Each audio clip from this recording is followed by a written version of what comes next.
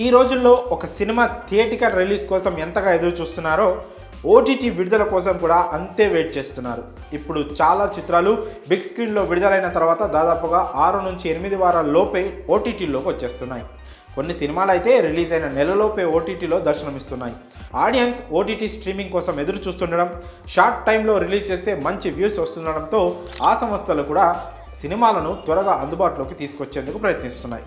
కానీ కొన్ని ఫిలిమ్స్ థియేటర్లో రిలీజ్ అయి నెలలు గడుస్తున్నా ఓటీటీలోకి రావట్లేదు.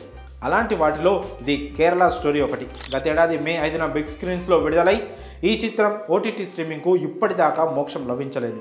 దీంతో వెయిట్ చేసి ఆడియన్స్ నిరాశలో కూరుకుపోయారు.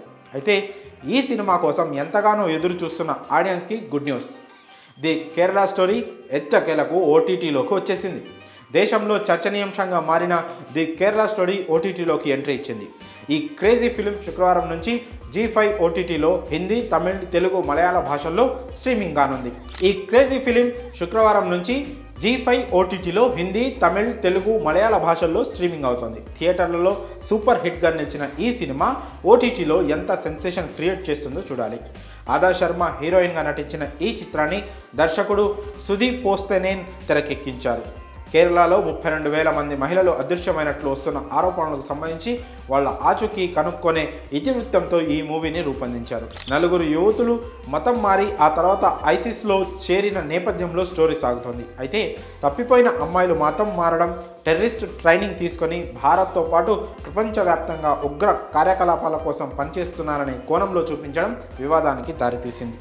ది కేరళ స్టోరీ చిత్రం ప్రకటించిన దగ్గర నుంచే ఎన్నో వివాదాలను ఎదుర్కొంది. ఈ సినిమాను మన దేశంలోని కొన్ని రాష్ట్రాలు నిషేధించాయి కూడా. అయితే మరికొన్ని రాష్ట్రాలు వినోదపు పన్ను మినహాయింపు ఇచ్చాయి. ఫేమస్ పొలిటికల్ లీడర్స్ దీని మీద పోస్టులు పెట్టడంతో గతేడాది ఈ ఫిలిం చర్చనీయాంశంగా మారింది. పలు అనివార్య కారణాల వల్ల the Kerala story OTT release కూడా డిలే అవుతూ వచ్చింది. థియేటర్లలో చూడని వారు ఈ సినిమాను ఓటీటీలో చూద్దామంటే అందుబాటులో లేకుండా పోయింది. దీంతో వాళ్ళు ఎదురు చూడక తప్పలేదు. అయితే ఎట్టకేలకు తాజాగా ఓటీటీలోకి వచ్చేసింది, జీ5లో స్ట్రీమింగ్ అవుతోంది. మరి the Kerala story OTT release కోసం మీరెంతగా ఎదురు చూశారో కామెంట్ల రూపంలో మీ అభిప్రాయాలను తెలియజేయండి.